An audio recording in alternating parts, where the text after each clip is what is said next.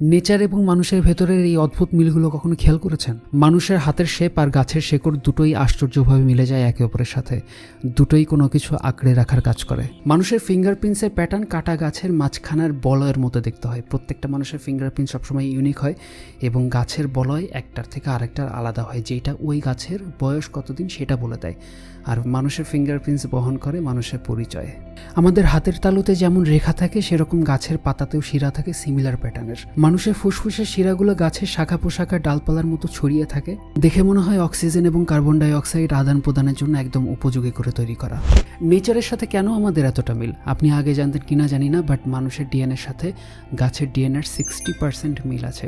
আমরা মানুষরা যেরকম আরেকজনের সাথে কমিউনিকেট করি, গাছও কিন্তু আরেকটা গাছের সাথে কমিউনিকেট করতে পারে। নেচারের সাথে মানুষের এতটা মিল এটাই ইন্ডিকেট করে যে আমরা নেচারের থেকে আলাদা কিছু না, বরং আমরা নিজেরাই নেচার। এরপর থেকে একটা গাছ কাটার আগে মনে রাখবেন, একটা গাছ নিধন করার সাথে সাথে আপনি আপনার অস্তিত্বের সামান্য একটু আপনি নিজেই নষ্ট করে ফেলতেন।